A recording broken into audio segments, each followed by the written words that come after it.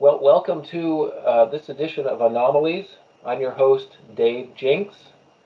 With me today is my co-host, Sara Thiessen, and we have a very special guest today. His name is Calvin Parker. Calvin, are you there? You're with us, correct? I am with you now. You are here. I know my co-host is excited, as excited as I am, to talk with Calvin in our inaugural Skype version of the show. We have joined the 21st century officially. We got Skype working, we think, and, and we're just going to go ahead and start the interview because we've got a lot of questions. Um, Mr. Parker is, of course, one of the two witnesses in what has become known in UFO and abduction lore as the Pascagoula incident of October 11th, 1973, and I want Calvin to go ahead and confirm that I pronounced Pascagoula correctly and that that's the right date. That is correct. Pascagoula in October 11th of 1973. And this is Mississippi. Mississippi, yes, sir. Good old Mississippi. Okay, and it's a river, is that correct? Yeah, this happened on a river. There's actually a town called Pascagoula. Right. Uh, the river joins and runs right through Pascagoula, right next to it. So, yes, sir, it's actually in a river where this happened. Okay. Is it the Pascagoula River technically, or is it a different river name? No, it's the Pascagoula River.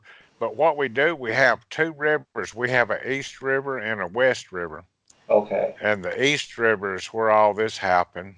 And Okay. a And lot also, of people get that confused. And I've had some come down and hunt the site, and they'd be over on the wrong river. oh, you gotta get So, the right site. That's true. yeah, If you want to do some real scientific research, you have to get that correct, obviously. And by the same token, if you see me taking notes here, it's because I want to get things correct also on my end.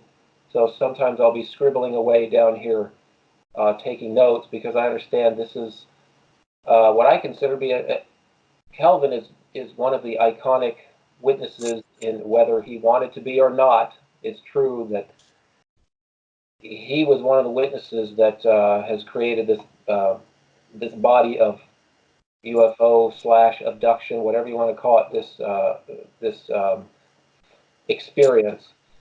Mm-hmm.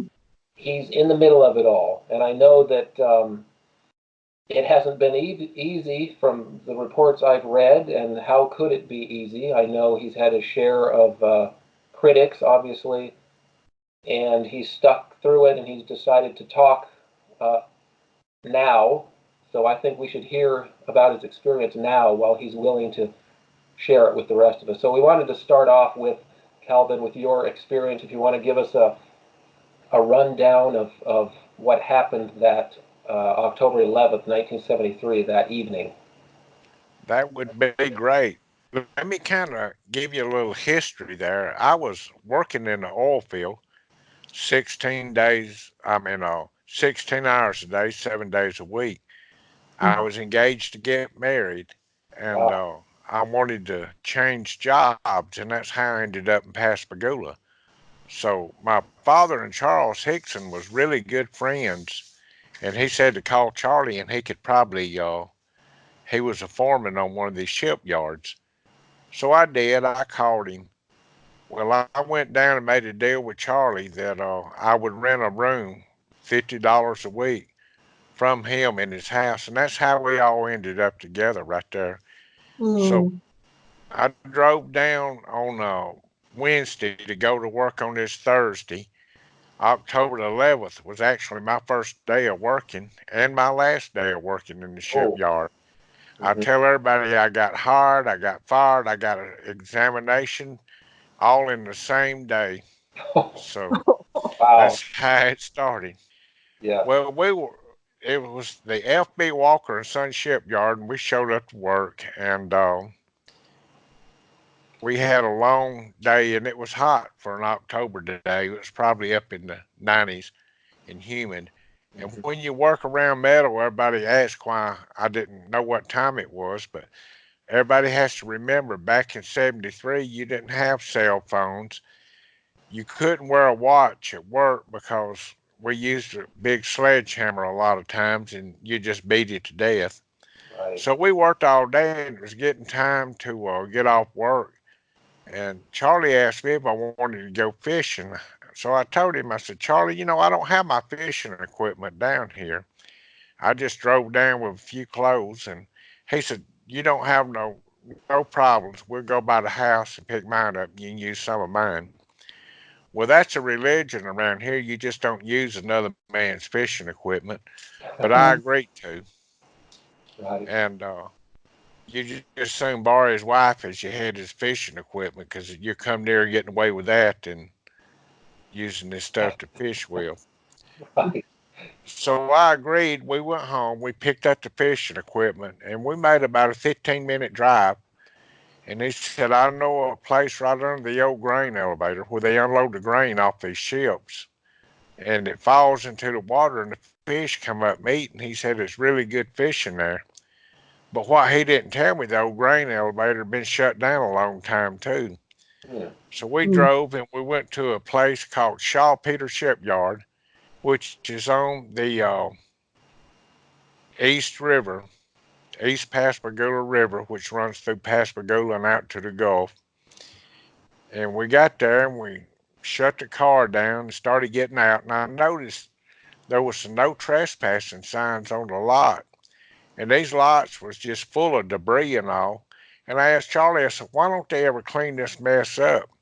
So he explained to me what happens. The water comes in, the flood water do, and the storms come in and brings all this debris. And then when the water goes out, it just leaves the debris.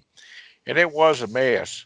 And I did notice the trespassing sign. So we got out and it took a little while to walk down to the river bank where we was going to fish. And we found an old pier, pulled up an old log and sat there on the log. And while we started fishing, I was looking out across the river. There was a big ship sitting over there. Well, I can't say big, but it was a big vessel, like a Coast Guard vessel, or maybe a Noah ship right across. And Yeah. in my mind, I was thinking, now, these are made out of steel. Now, how in the world does steel float and not sink, just being made out of steel? Mm-hmm. And that was actually what I was thinking about. And then I noticed some blue hazy lights coming across the water from behind us. And it looked like the lights off a patrol car, a police car. Right. And I stood up and turned around because I thought we was trespassing. We was fixing to get run off. And I was already dreading that walk back across all that old messy debris and all. Mm-hmm. But come to find out, as we both stood up and turned around and looked, then all of a sudden, it was a bright light. It got really bright. And I thought, no, this can't be right. They don't have spotlights that bright. And we noticed it was so bright it was blinding almost. But we noticed three figures kind of coming to us. And at this time, we still couldn't make them out. But they were there so fast, it was amazing to me because they moved so fast across all that marsh grass and debris. But to come to find out, they was actually floating across that. Well, two of them got a hold of Charlie, and one of them got a hold of myself. Well, I felt uh, an injection in my arm when Mm-hmm. they got it. Well, that kind of uh, like I guess some kind of shot to relax you with or something. So Right. that took the sting or the shock out of everything for just a few minutes. I was still conscious. I could see everything, I could hear everything, and I could smell everything. But I just couldn't, move too much. I could roll my head a little bit and roll my eyes. Well, this thing picked me up, and I remember getting to the uh, door of the craft. And the first thing I thought of, and I thought this was really weird later on after thinking, where's all these bright lights coming from? and I looked for fixtures, light fixtures, just where I could move my eyes and Mhm. head a little bit, and I couldn't see any, but it looked like they was illuminating out of the walls. It Hmm. looked like these lights was just built into the walls, or Right. to the paint rather.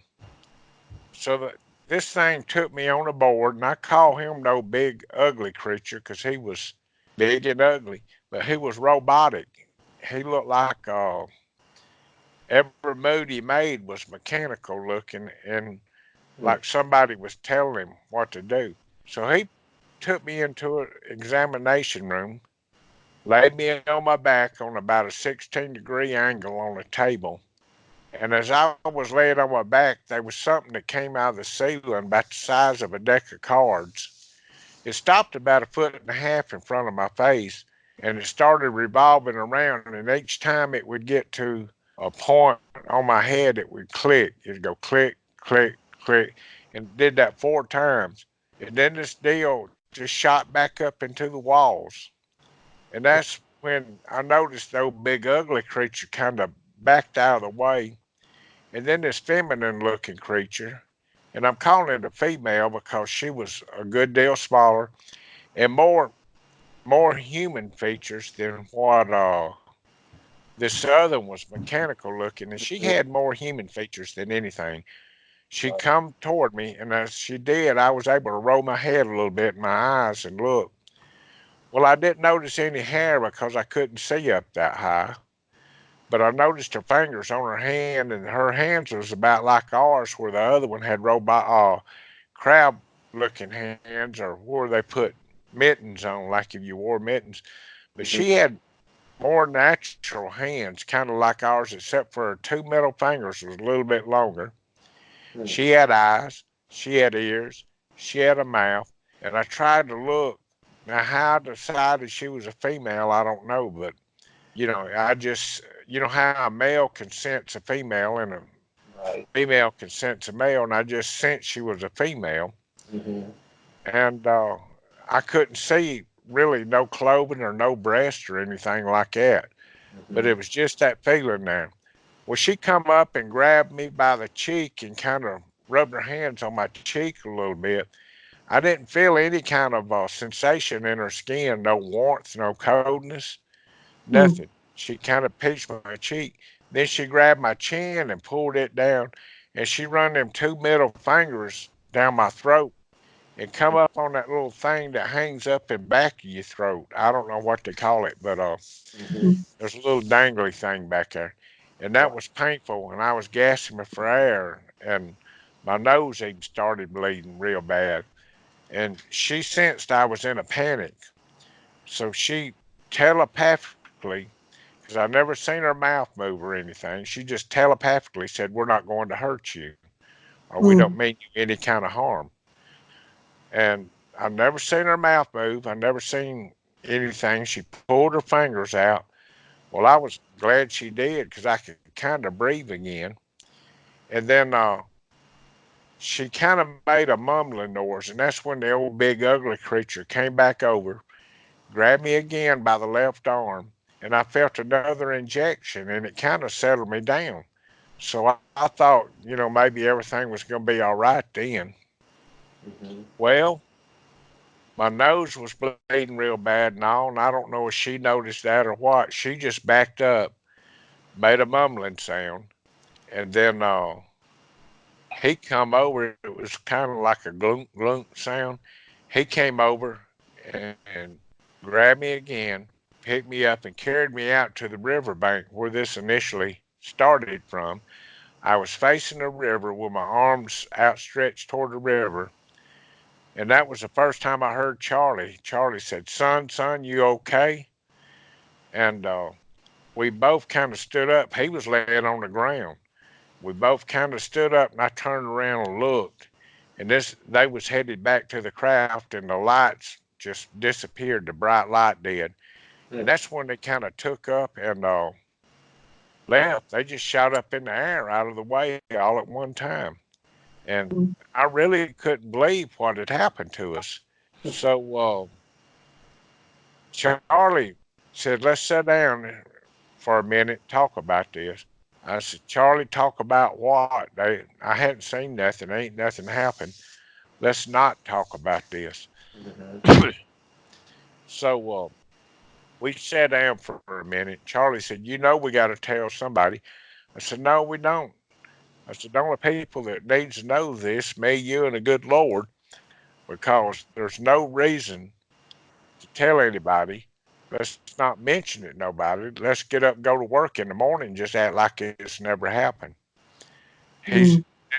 he didn't say much more, so we struggled back to the car. Well, it took us 15, 20 minutes to get back to the car, and I noticed when we got to the car, the passenger window on this car, this was a brand new 1973 Rambler Hornet. I say new, it probably had 10,000 miles on it. But the passenger side windows was all shattered in place. When he opened the door, that's when that window fell out. Well, I Mm. got and tried to crank the car. Well, this thing wasn't cranking for nothing. But what I've always found strange about this, I wound on the starter probably 30 minutes and it never run the battery down in the car. And Mm-hmm. finally it kicked off and cranked. And I never did understand that because, you know, they didn't build batteries too good back then. And if one didn't crank right up, the battery would be down. But we got in the car and I was backing out and leaving. And it was running real rough for some reason. Matter of fact, we ended up later on having to change the plug wires and all in the car because they were just fried. So when we started backing up, we got it to run enough, and there was a store on the way back to his apartment. He said, "Pull in there." Well, they had a pay phone, and I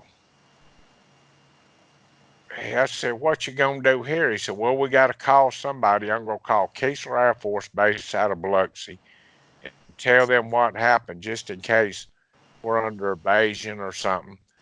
He said, "So I am gonna make that call." Well, I just sat there and shut up. I said, "Well, don't mention my name, Charlie." He fumbled around and we found a dime. He put it in the phone. He called Keesler Air Force Base. Well, Keesler told him they didn't handle nothing like this anymore.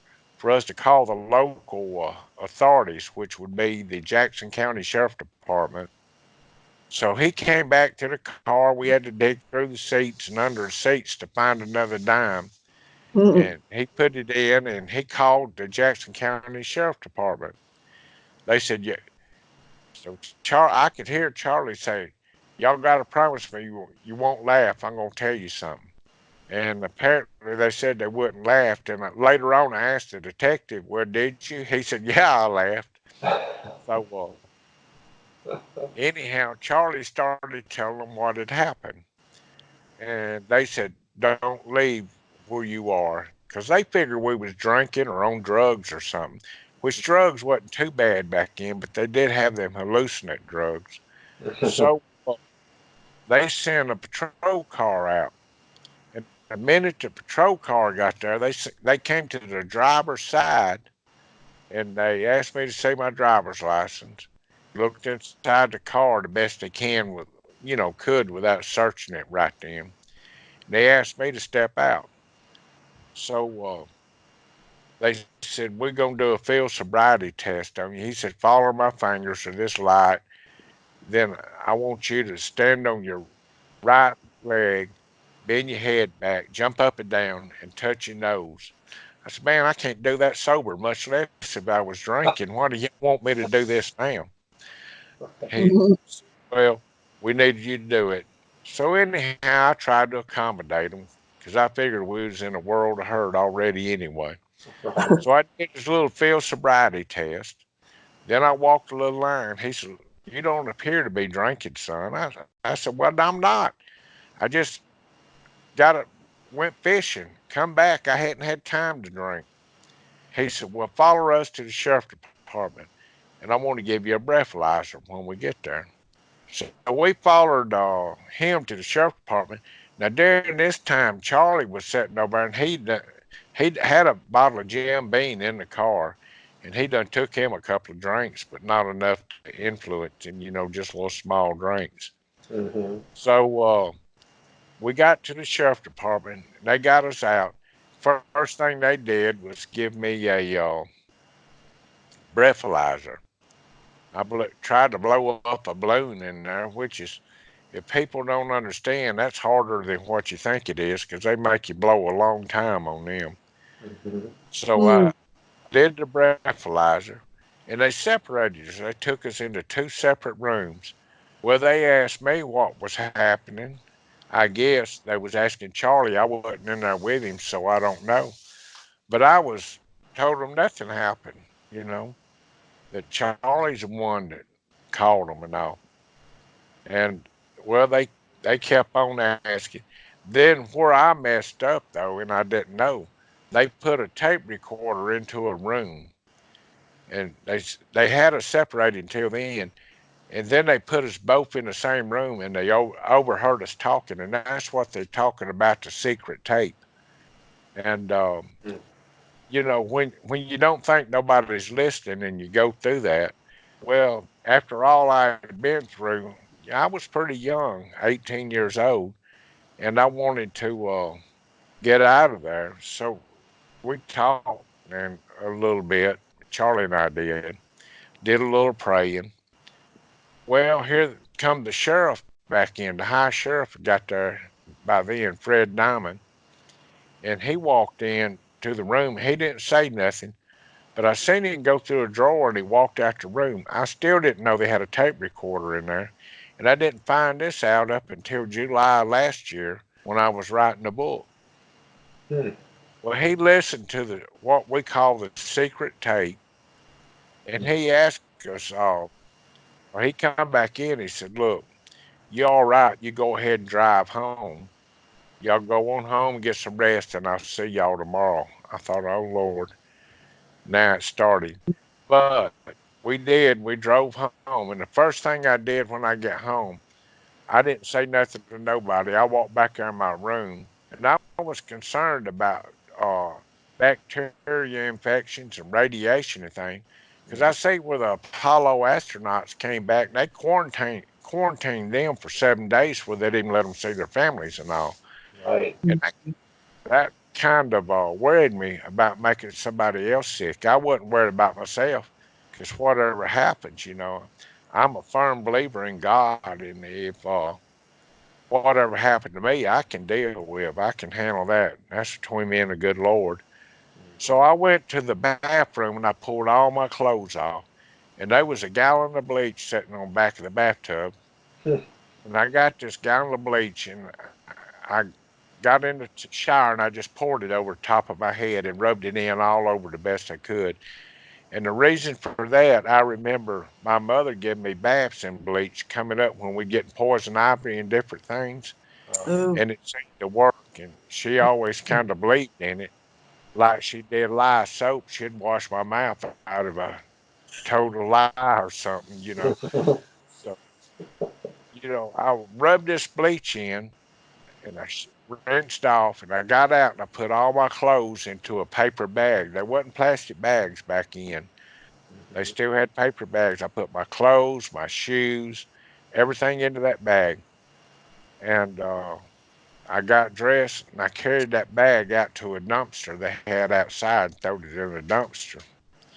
Well, the next morning we got up to go to work, and I was still concerned about radiation and things. And the reason I was concerned about radiation is because my father worked for the Atomic Energy Commission. He was in Groom Lake out at Area 51, where they set off these atomic devices, and he would actually drill the holes, or in charge of drilling the holes that they put these bombs in, detonator. And he always was concerned about bringing home radiation because they made him wear a badge. But anyhow, I was concerned about radiation, still about bacteria. Well, we got to the shipyard the next morning, and I noticed there was a lot of cars there.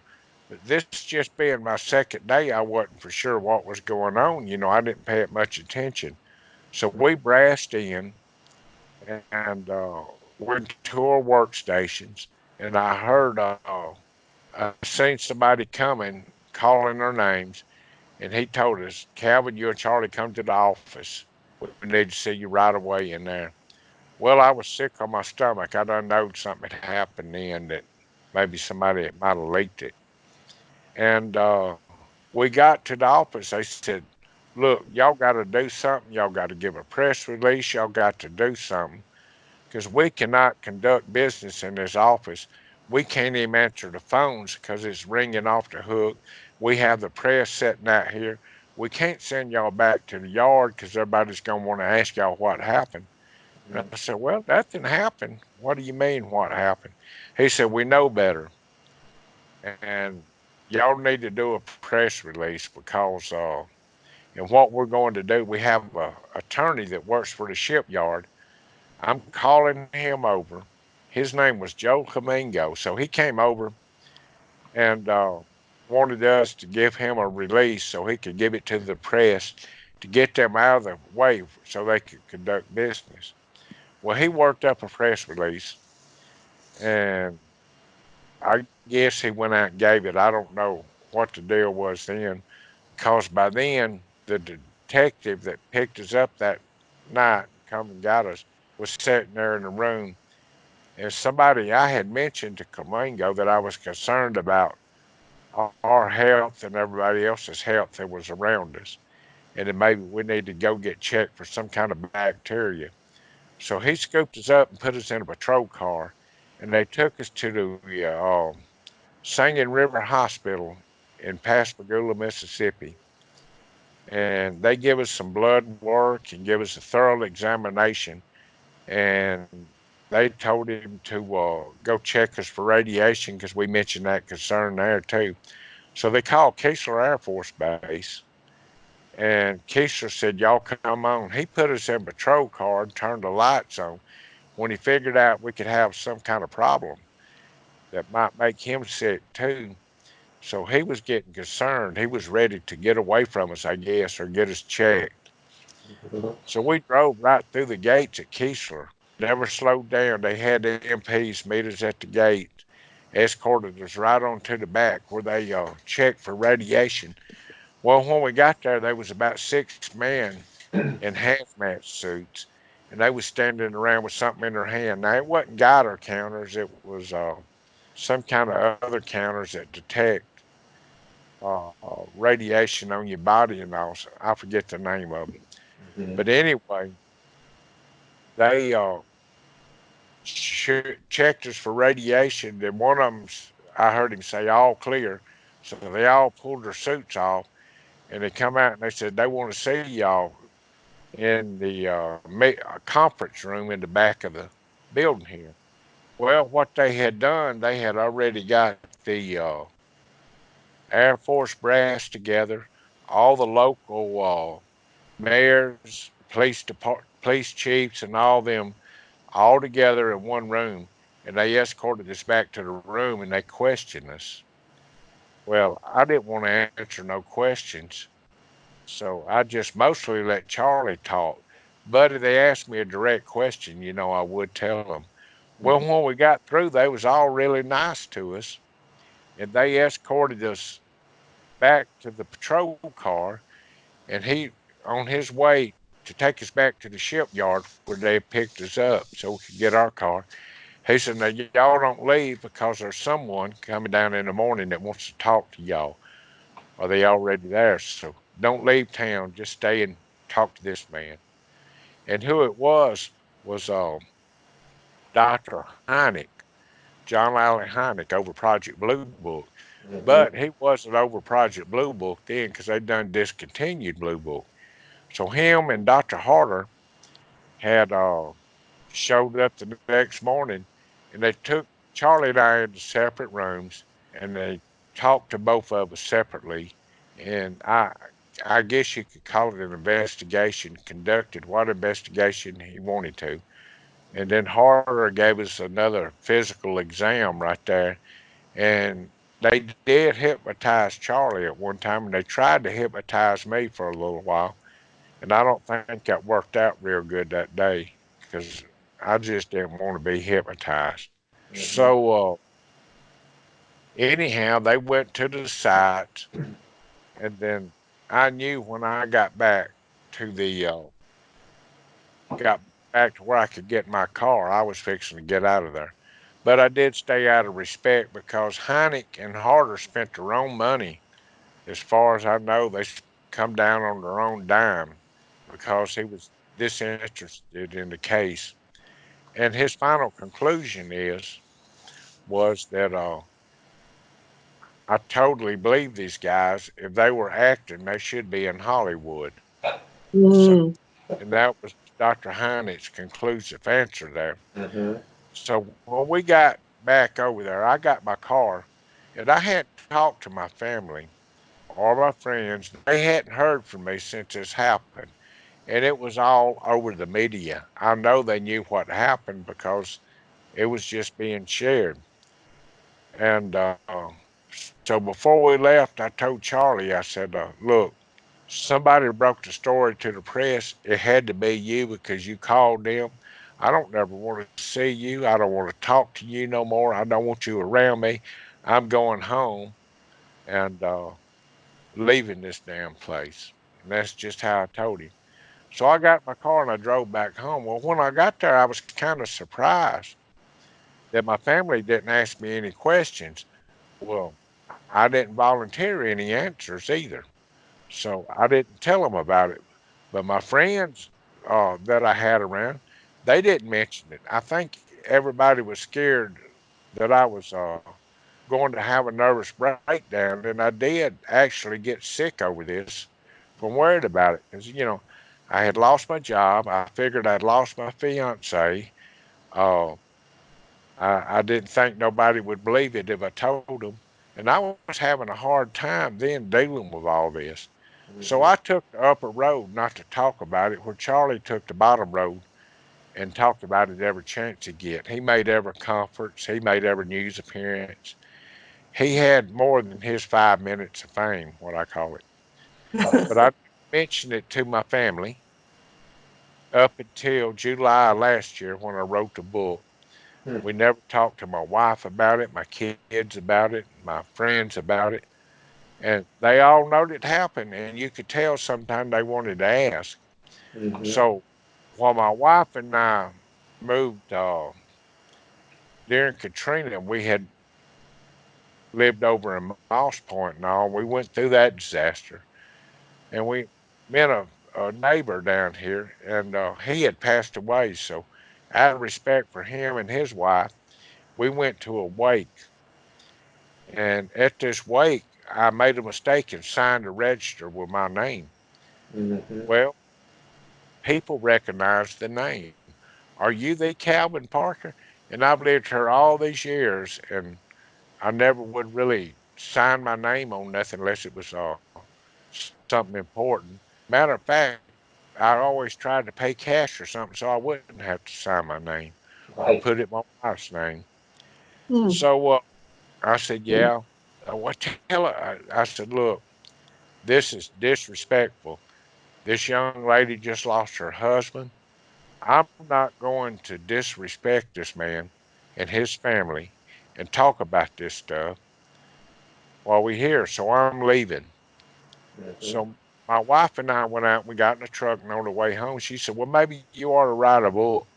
I said, "Why? I don't have any education really, about a ninth, 10th grade at the most." I said, "I don't have an education. I don't have a degree in any kind of literature. I don't know how to write a book. I don't know how to go about it." She kept on nagging about it, and I finally said, "Well, look, if I find a ghostwriter, which I wasn't going to look, I was just telling her that to get her off my back." Said, "If I find a ghostwriter, I'll do the book." And I figured, after a few days, that would calm her down and she'd shut up about it. But she didn't. She kept on. And then all of a sudden, out of the clear, Philip Mantle had called on an unrelated subject, like well, I guess it was the same subject. He had got the rights for Charlie's book, In Contact. Mm-hmm. And actually, I knew Charlie had a book because he come in and said, I need you to sign this contract. You're getting a certain percent of it. Well, I never seen a check out of that. It ended up costing me money because I had partially forgive him, and I even paid some of his electric bills for him. And so I I was Philip called and he was going to ask me some questions about that, and I was explaining to him what was going on. He said, well, maybe if you write a book and you put it in black and white, that will be your legacy. And the media cannot change your story now. And I've been having a lot of trouble with the media taking and twisting things around, and even saying they had interviews with me, and they never did. So I said, well, let me think about it. Well, actually, I figured he'd never call me back. And if he did, I wasn't going to answer my phone because I didn't want to write a book. Nothing against Philip or nobody, or nothing against my wife. I just didn't want to do it. So he called back in a week, and I was monitoring my phone calls, and I didn't answer it. I was out fishing, and I kind of hung it up. Well, I didn't know he was persistent as what he was. So I was fishing another day, and I had just uh, laid my phone up on the dash of the boat, and it was ringing, and I didn't think to screen my calls or nothing, and I answered it, and it was him. So I gave him the respect to talk to him a little bit, and we come to an agreement to do a book. I said, now, Philip, I've never written a book. I don't have an education. I don't know how to go about this. He said, well, I'm with you. I help you all I can, and I keep you pointed in the right direction. So we came to a deal, and I went home and told my wife, I said, well, I agreed to do a book with Philip Mantle. He's in the UK, but he usually publishes books on subjects like this, and he'll know what to do and what to say and all to keep me out of trouble. So we did. We had a good working relationship. Well, he was putting together the press and all, and I was actually writing a book in here, and I would send a chapter at a time to him, and he would tell me what to do to go to the next chapter.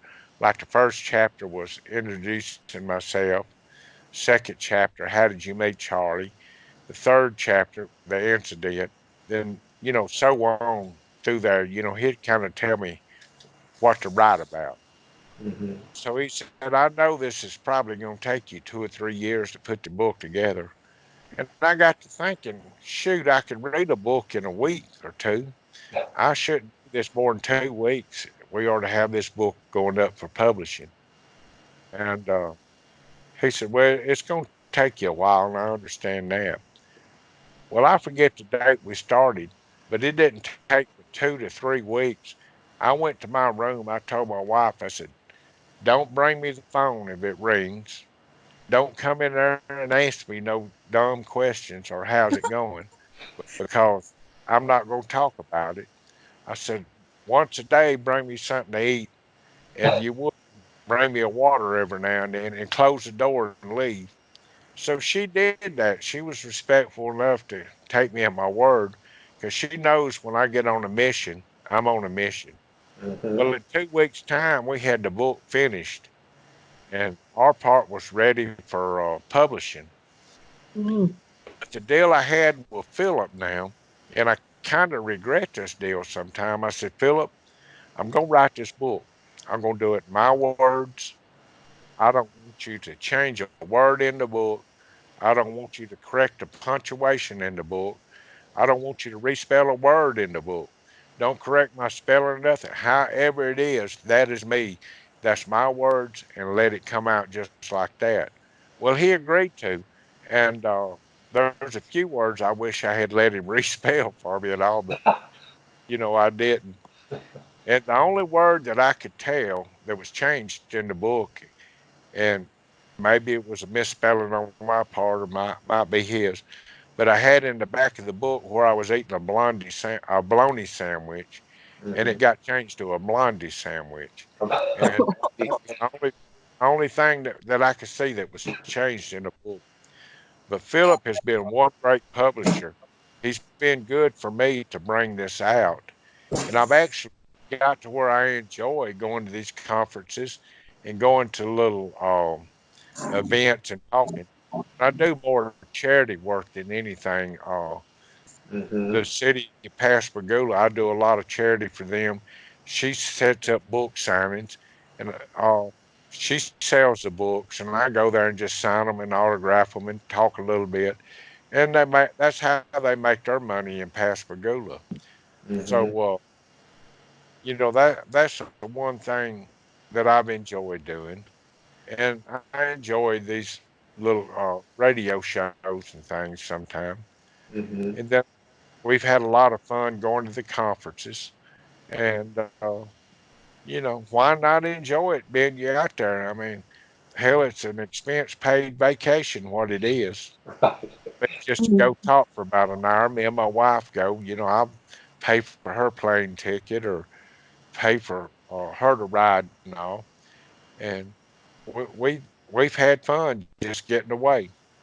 So Of now course, uh, it sounds like Charlie Hickson, right? Is his last name? yes, sir. Charlie Hickson. He sort of had that attitude from the beginning, right? Is what it kind of sounded like. He wanted to get out. I mean, what do you think his motivation was for being so out there and talkative in the very beginning? Was Well, his way of dealing with it, or did he see an opportunity to, get out and have fun or make money, or what do you think his motivation was? well, it's hard to say because I'm not in his mindset, but to me, he looked like he was after his 5 minutes of fame, and he Right. wrote that book, and he figured that was going to do good, and I figured Charlie figured he was going to make a lot of money on it. And Mm-hmm. there's no money in this. There's no money in writing books. Yeah, There's not times that necessarily. I can't even cover my expense to mail off a few copies. Mhm. Oh yeah. So, Charlie died in 2011, is that right? I'm not for sure. I hadn't kept up with it. Some years ago. Yes, sir. Um, and so, did you end up discussing the experience with him at some point, or did you kind of just say, "Hey, let's No, talk about it"? no, I wouldn't talk to him about it because I thought he had broke or talked to the media and got all the media involved, which later on I understood from what I understand. Back in the 70s, there wasn't social media, there wasn't cell phones. Right. The only thing people could do was be nosy. We had scanners and party lines, and then they probably picked it up on a police scanner, Mm-hmm. scanning the p- sheriff department and the fire department. Because people were nosy back then. I remember our party line. We had 6 or 7 people on the party line. We had a special ring. Well, when your phone rung, you had your own ringtone you'd pick up, and then while you got it up, you'd hear 4 or 5 others pick up to listen in and see what you was saying. Mm-hmm. You know, so that's human nature. People just nosy. Right. Yeah. And so I took a few notes here about your very thorough discussion, description of your experience, and what really stuck out to me. I'm stuck on this big, ugly looking. You said it was a male seeming figure, or you thought, or was it just robotic? It wasn't human like? I mean, what did it look like? It, it didn't even move like a human. It just moved Oh, oddly, right. mechanically. It's his head set square down on his shoulders. He didn't have no Now I didn't see no facial features. Now Mm-hmm. I seen a artist sketch that Charlie had done. He had little antennas sticking out all over him, but Hmm. I didn't see none of that. It was just all kind of blurred by the time he got to me. But I do know that he was bulky. His Mm-hmm. skin was grayish looking color, and he had like mittens on instead of fingers. And his legs never separated. They just stayed together and he kind of floated. Hmm. And so, would you describe this experience as, I'm sure we've all had a fever before, or drank a few too many beers, or kind of hazy, whatever. Where did this experience fit in along that kind of spectrum? Was it dreamlike, or were you very much aware it was just bizarre and hard to interpret what was going on? No, I was very much aware. I Hmm. mean, I was fully conscious. I knew what was going on, Right. and I was aware, and it was just bizarre. It was And just hard to this was process, probably. right. And what gets me, this was way different than most abductions that I've heard of. And of Hmm. course, I never got into all this. This was until I wrote the book, I didn't know anything really about UFOs or aliens. I Hmm. didn't want nothing to cloud my mind, and so I didn't read that stuff. Right. And now, when somebody tells me about one, I listen real close. I watch their body language, and Hmm. I listen to what they have to say. And some of them, I truly believe, but then there's some of them I think is full of bull. Right. And that's just the way that it is. Right. Mhm. Now, I'm not bad about cutting any bones. I pretty well tell it like it is, and I tell them, look, you need to work on your story and your body language a little better. Now, Right. one that I did believe was Betty Hill. Now, I went and spent some time with Betty Hill, Hmm. and I want to tell you the only reason that I believed her to start with, and the reason I went to see her, she was a white woman married to a black man. Hmm. In the 60s, you didn't do that. Right. It was just unheard of because they would have hung both of them around here. Yeah. So when she put herself in the limelight to tell about her abduction and her married to Barney, I said, Mhm. this lady's got to be telling the truth. I'm Mm. going to go hear what she has to say because she don't want to be in the limelight because she Exactly. had threats and everything against her anyway. So Hmm. I flew up and I spent 3 or 4 days with her. And after leaving there, I fully 100% believe her because you spend that much time with someone, and I made sure that me and her would sit down and have a little wine together because that's the truth serum. And Mhm. you know, her story never staggered. I don't care how much wine we drank. Right. Now, So now the other thing that really jumped out at me is that you mentioned your father worked at Groom Lake. Is that what I heard correctly? yes, sir, that's exactly right. Back in the 60s, and matter of fact, we moved to Las Vegas, and they offered him a job, Hmm. and his job was to drill these bore holes into the ground a certain depth. Then they would put an atomic bomb in them. That's when they was experimenting with them, Hmm. and they would explode that bomb underground so it wouldn't contaminate the air. And that was his job. And I remember the FBI coming around doing background checks on everybody, even us kids, while we was there. And we lived right in front of Nellis Air Force Base, and Hmm. you could see them walk out and get on the plane, and they would close the blinds on the plane so that the men couldn't see where they are, where they were going, and all. Right. And he never would talk about it, and still won't today. But I could, as a child, I would sit around and listen the best I could. But he did work there for a fact. Wow, that's very interesting because if you read some of the work by Linda Moulton Howe and some of the other, experiencer, researchers, abduction, whatever you want to call the phenomenon, there does appear to be a family connection or a lineage. There's certain families that are chosen for whatever reason. After having looked at this for probably a good 25 years myself, I'm convinced that there is, the cliche is true. There are no coincidences, and I wonder, um, is there any reason that your experience would have happened to you and Charlie together? Did you have any other connection? Or do you think it was just a coincidence you happened to be there that night with him? Um, did he have family connections? Like you said, you had a family connection to Groom Lake. Is there anything Right. there that makes you think, huh? As far as I know, all Charlie's family was either had farms or Hmm.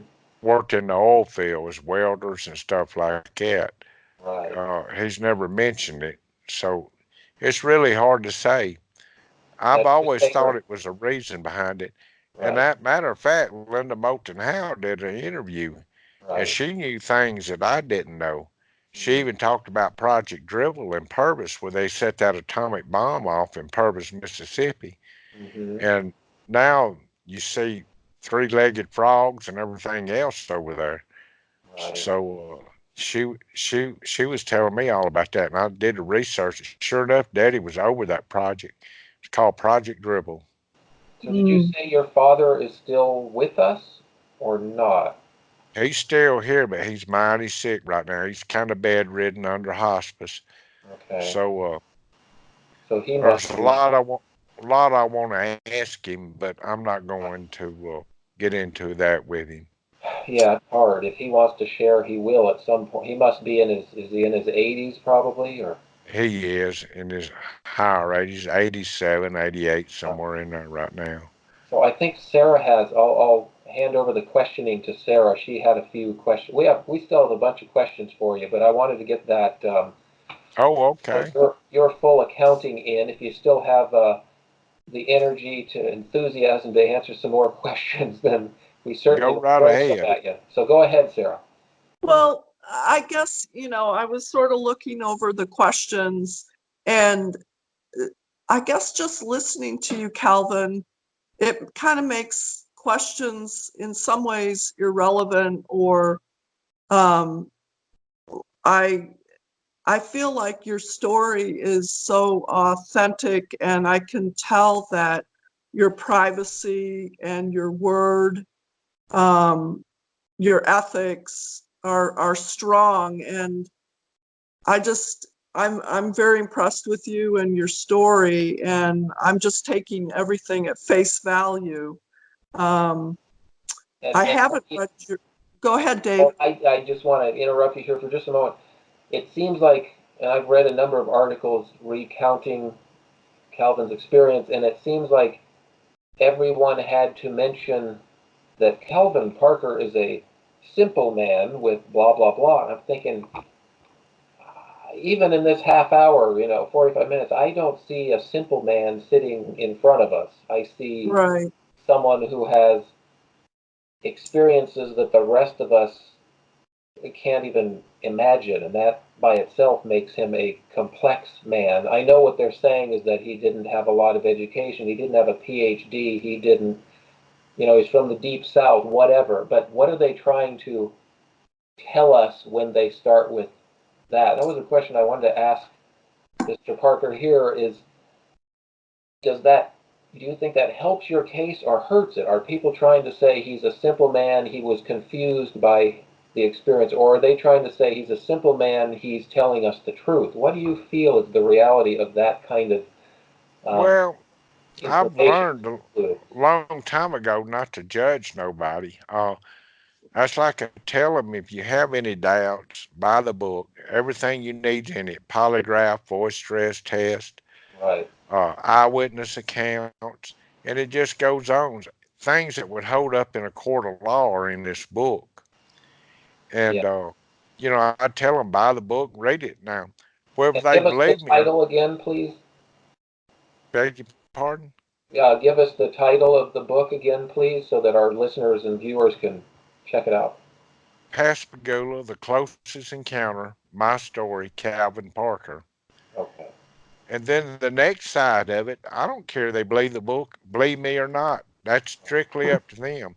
If Right. somebody believes, they're going to believe. If they don't believe, they never will believe unless something comes down and slaps them in top of the head with something.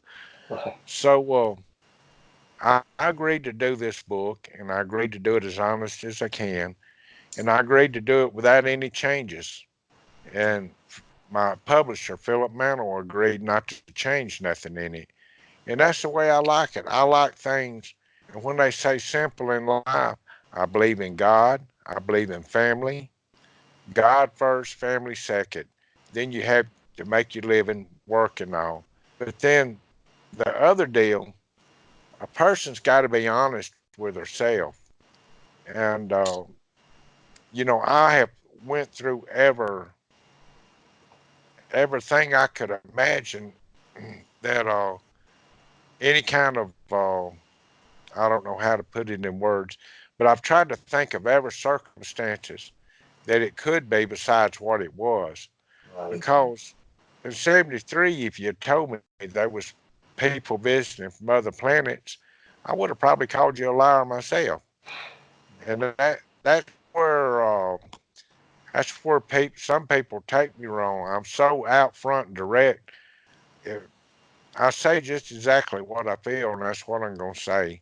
I'm not changing my way for people. The only person I have to answer to is God and my wife. And I don't answer too good to her sometimes. Right. She has to get on my case sometime about things. Well, of course, that's what wives are for, right, Sarah? I'm telling you, she keeps me in line. Yeah, works both ways. Oh, Yeah, yes. go ahead, Sarah, with your question here. Oh, well, no, I Your think comment. I finished it. I'm trying to think for everybody, like, what people would want to answer, but have me ask. But like I say, I'm impressed with the story. Not that, Calvin, you need me to be impressed, but it speaks for itself. And I mean, I think I might ask, where do you go from here, or what's the future, or what kind of impact this has had? I don't know if those are answerable, but that would Oh, be they probably my. are really answerable because I had a plan when I started this, and everybody knows it. I bought a houseboat. I'm working on this houseboat, and there's a certain period of time in my life, and it's probably going to be, I've always said after October, I'm going off grid. And I don't know if I can be ready that quick or not. If I'm ready, I'm throwing my computer away, I'm throwing my phone away, I'm getting on my houseboat, me and my wife are, because we don't have any kids. We got a dog here, and he can go with us, and we're just going to disappear. And I really don't want to talk about him no more after that. But I agreed as part of my deal with Philip that I would promote this thing this year and do the best I could. And if for any reason that he needs me, even when I go off grid, I'll go into Hardee's every now and then where they got Wi-Fi, and I'll check a little email. And if he needs me, he can leave me a message through somebody. Right.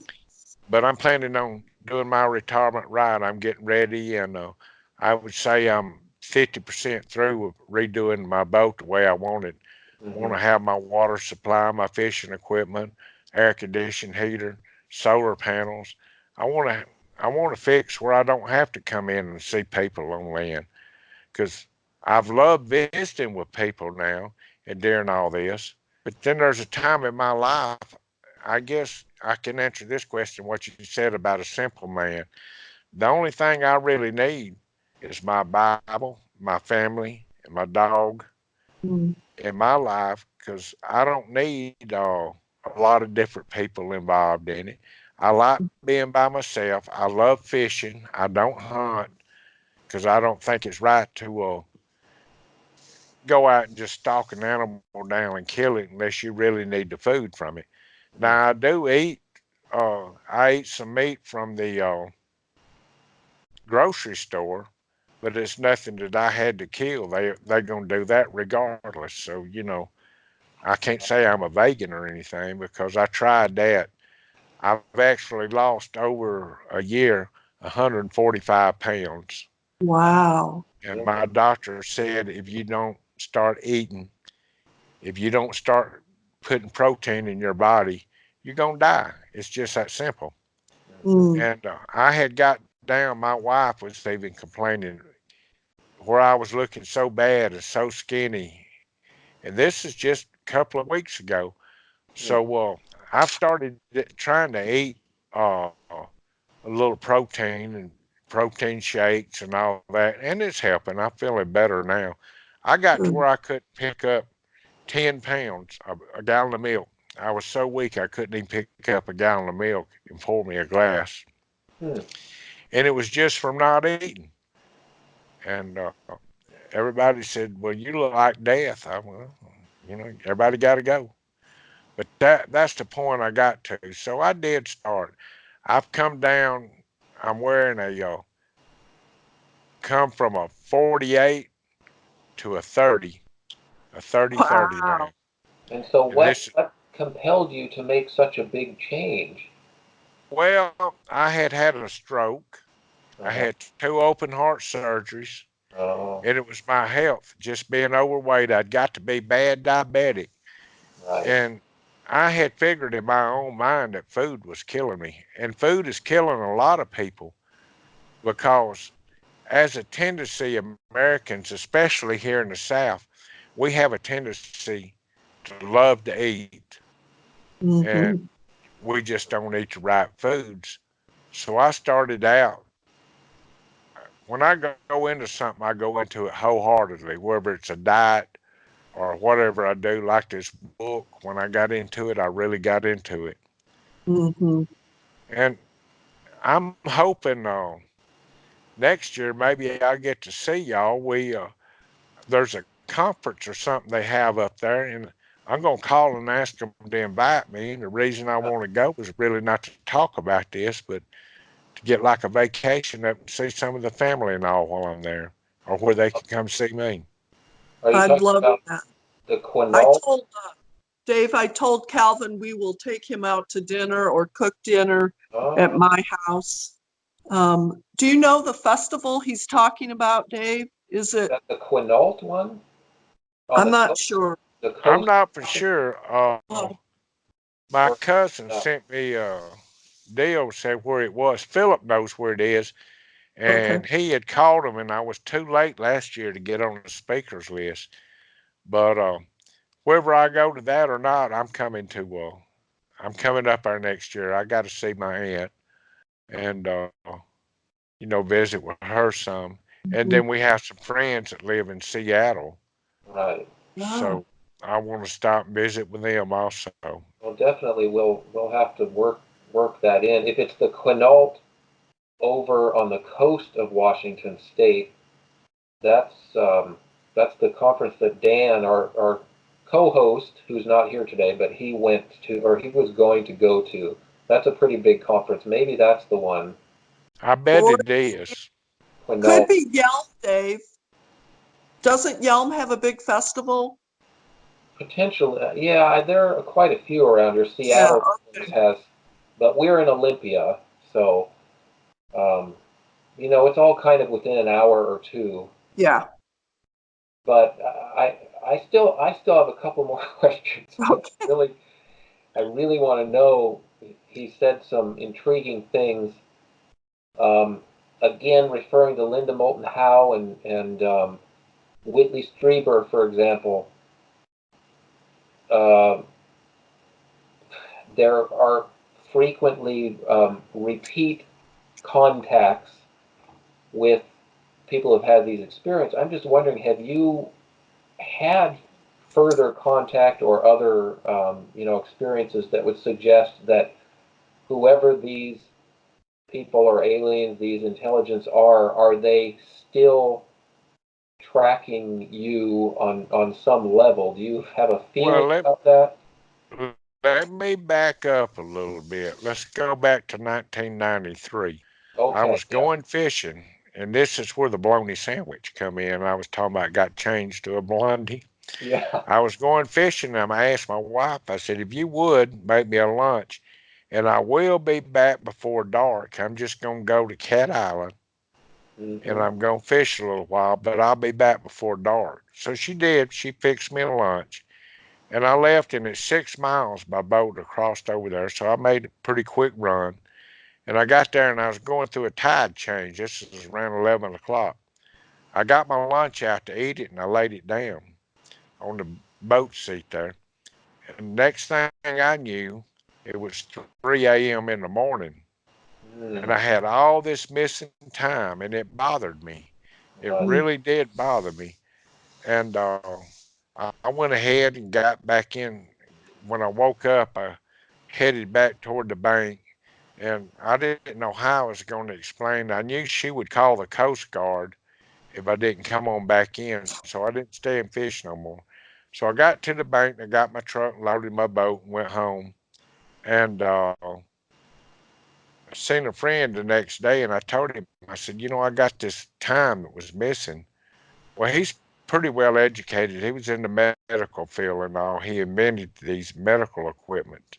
Mm-hmm. And he asked me that, he said, I know a guy they giving a conference. He lived in Tampa, Florida.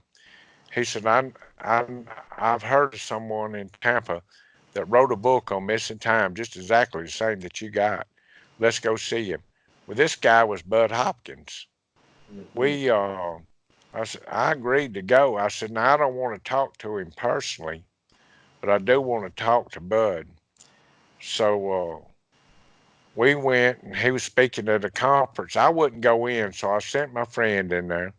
And Bud told us, let's go to, y'all go to my motel room. And yeah, I want to see him. I didn't figure Bud would remember me for anybody, because this was from 73 to 93. Mm-hmm. And he agreed to come to the room. So we went to Bud Hopkins' room. And while we was at his room, he asked me, I explained to him what happened. He said, let me hypnotize you. Mm-hmm. So I thought, well, Bud, I can't be hypnotized, I don't think. But if you want to try it, that's fine with you. But here's the deal. I have a ball bat in the back of the car. I'm going to go get it. I'm going to give it to my friend. And I'm telling him, if you dare make me do something stupid like they do in them sideshows, or put something in my head that's not supposed to be there, to beat you to death with it and hand me the ball bat and leave. So Bud said, okay, you know, I'm not going to do none of that. Because I've seen them Las Vegas shows where Yeah. Mm. they get up and do stupid stuff. Right. But I didn't want anything put into my head that wasn't there. So Bud hypnotized me. But in the process, he put a post hypnotic suggestion in my head that I would not remember this until it got time for me to remember and I could handle it. Well, I had no idea I was hypnotized. When I was writing the book, I had mentioned to Philip, I said, yeah, I had that little bit of missing time, but I went to see Bud Hopkins. Nothing really came out of it. He said, you went to see Bud Hopkins? I said, yeah. Well, he said, Bud's passed away now, but Bud was a good friend of mine. Let me let me see if I can get a hold of that meeting for y'all. But Dr. Jacobs had taken his Bud Hopkins things over, and Philip Mantle knew Dr. Jacobs. So Dr. Jacobs called me and asked if I had permission to send him the tape. Well, I didn't think nothing was on the tape. Well, I give Philip permission to get it and transcribe it out into the book, but I still didn't know that I was hypnotized. Well, he sent me a copy of the manuscripts where he transcribed this out into the book, and a copy of the original tape on a CD, except this was a cassette tape. When I got it in, I was sitting back in the room. I was still doing some things on the book, and I started reading it. And I got up right then and walked outside. My wife and my mother was sitting on the porch, and I said, I was hypnotized. I said, I do not want to read this. I want to remember it like I was supposed to remember it now. Because, and the thing that I knew that was true was the first incident that there was a car parked, and I read down to that part, and I called the tag number off the car. Well, I wrote that down. Well, I got to investigating that, and I actually found the people that owned the car that was there that night. Well, they was out there parking as teenagers. Well, Mm-hmm. recently he had died and passed away, and she had had some kind of Alzheimer's or something hit her, and she was in a nursing home. And I went to see her though, and she remembered that night like everything. The car matched up and all, and that got me on a truth hunt right there.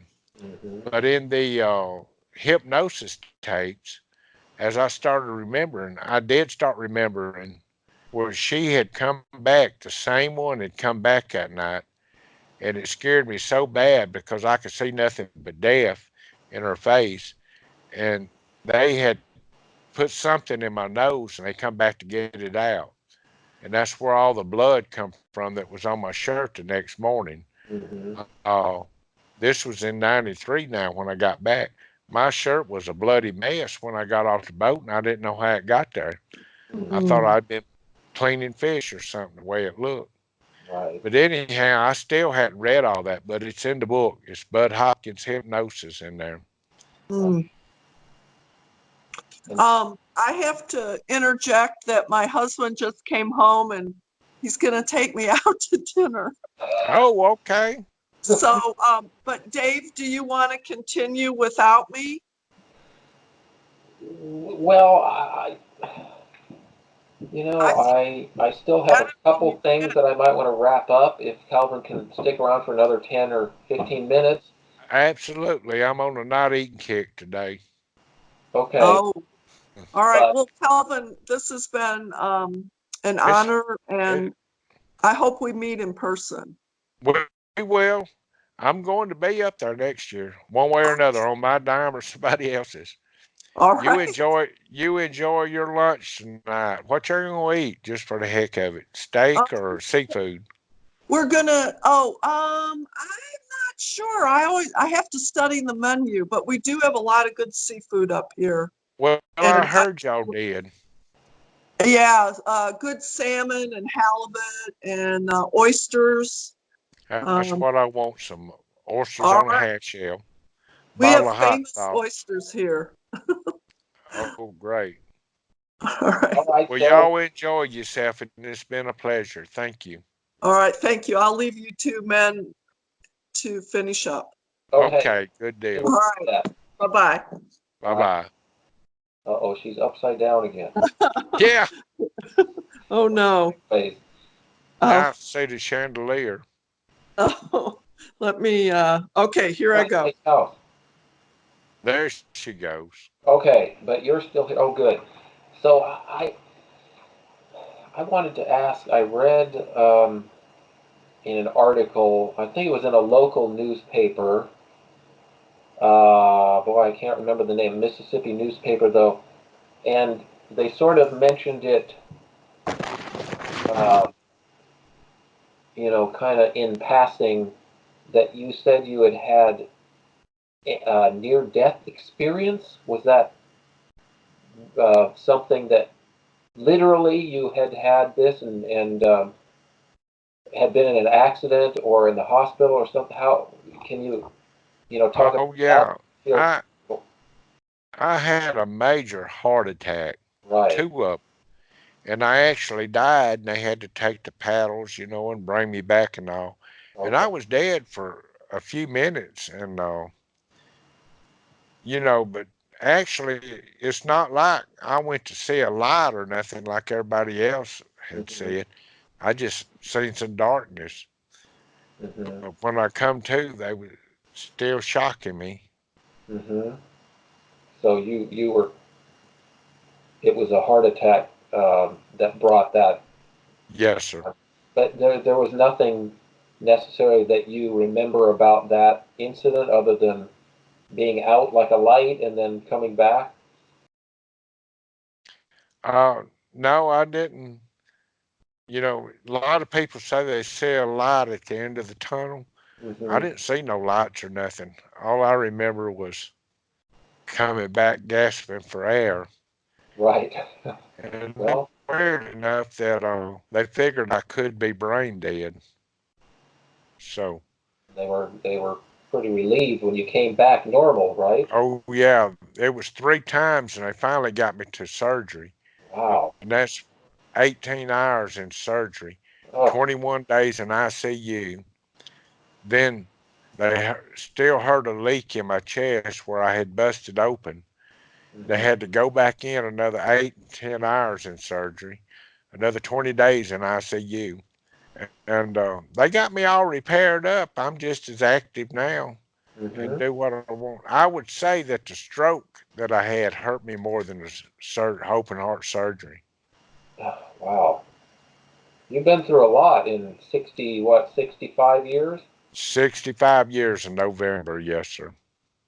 Yes, sir. That's again, that argues against the simple man model that you've lived several lifetimes in terms of experience, which is why we're grateful that you're sharing what you've experienced, as difficult as it is to talk about some of this stuff, because you open yourself up to people who don't believe things, people who question motivations, whatever. But just spending a little over an hour here with you, I totally agree with Sara that you're as genuine a person as I've ever met, and there's no reason to Thank you. doubt what you're saying, which tells me that it's a very important story. I hesitate to use the word story because it's more of an account to me. It's a report. Right. It's an experience that, as far as I can tell, is factual. The facts are amazing and difficult to understand, but certainly we need to listen to you and many others. One thing in the past, you said 1973. Well, it's been, what is that, 46 years? Is that possible? 46 years. This October, 46 years. It's been almost a half century, and we've And had. Mhm, it's not so much the abduction, mhm, it's the stories, everything that's happened since then. It's human nature and all. right. And we So, have many accounts, though. Again, Linda Moulton Howe is one of my favorite reporters, because she's been at this for so long, and she doesn't let up. She obviously she doesn't care that people don't believe her. Sometimes she's after the facts also, and she's reported on many people who have had the same types of experience. No abduction experience is identical, of course, but the elements are similar. Does that, though your encounter was terrifying, does that give you any comfort to know that there have been other people who've had the same types of experiences, or does it just make it even harder for you? to be honest with you, Hmm. I feel sorry for someone that's gone through this Right. because a lot of people was like me. It takes a while to adjust and to be Hmm. able to deal with this, and that's why it took me so long.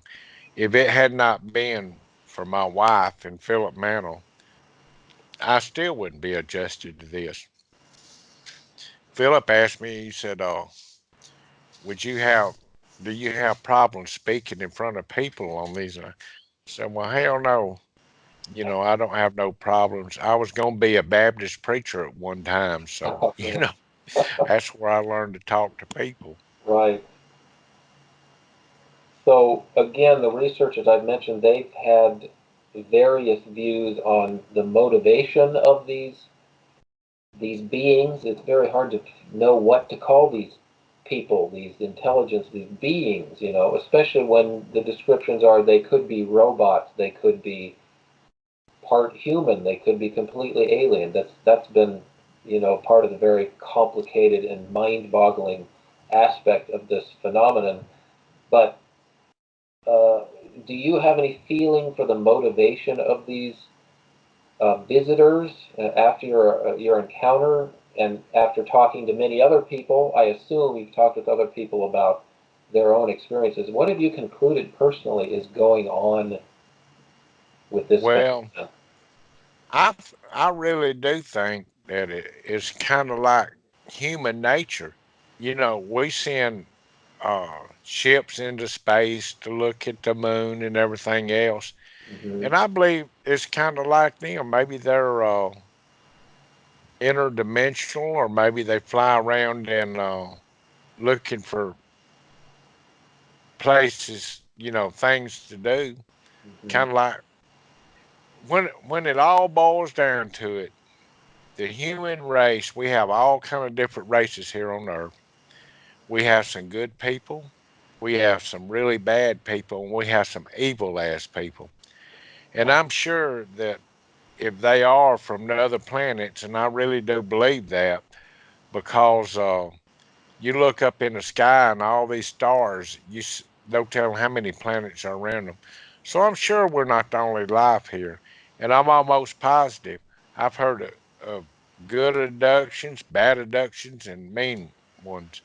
Right, And I'm sure they like us. It's the good, bad, and ugly. right. So, like many other things, it doesn't seem to be cut and dried. It's not a simple solution. It's just like Just- humans are not simple creatures. We can assume that these other intelligences are not simple and have various motivations also. Yes, sir. And that's the way that I really believe. Hmm. And I'm a firm believer as long as you have a conscience, then you have a soul. But when it gets to where you can just walk up and you lose your conscience when you do something, then you lose your soul too. And that's just my way of believing. I've tried to learn a long time ago not to talk politics or religion, Right. because both of it to get you in trouble. But I do talk a little bit of religion, but I completely stay out of politics. Yeah, that's kind of a minefield, isn't it? But then again, Oh, you it said is. you were going to be a Baptist minister, possibly. You decided Yes, against sir. that at some point. Well, this that happened in '73. It made it real hard. Now, who's going to believe a man that gets up and preaches to somebody that's been through an alien abduction? Of course, nowadays, it's more common, and you have it on places like the History Channel and all. Right. But back then, it was just unheard of, and the first thing they're going to do is call you a liar. Well, that's going to really run a career there, Yeah, yeah. and that was the career I was going to choose at one time. Well, in your own way, you have ended up being a spokesperson or sort of minister for a completely different sort of subject, and I Yes, know sir. that was potentially unwelcome and unwanted, from your perspective. But again, to me, it's a story that has to be shared, as difficult as it Yes, sir.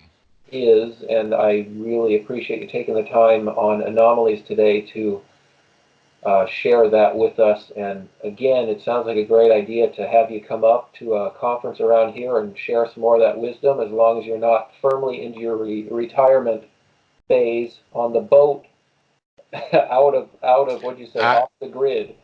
Yeah, off grid, and I'm getting there, but it's gonna be a little while longer. So long as I can, I'm gonna do this and help. Because I found out talking about this don't only help me, but it helps other people, and that's what it's about to me. Listen to their stories.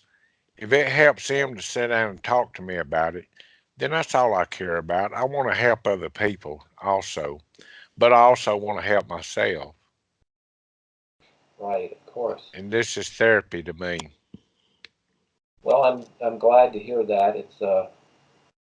It gives a broader perspective on the world and maybe can take people away from their day-to-day sort of petty in comparison issues and problems, to get a bit of broader view of the universe and consider our place in it. And I think maybe that's part of the motivation of the visitors, uh, in one way.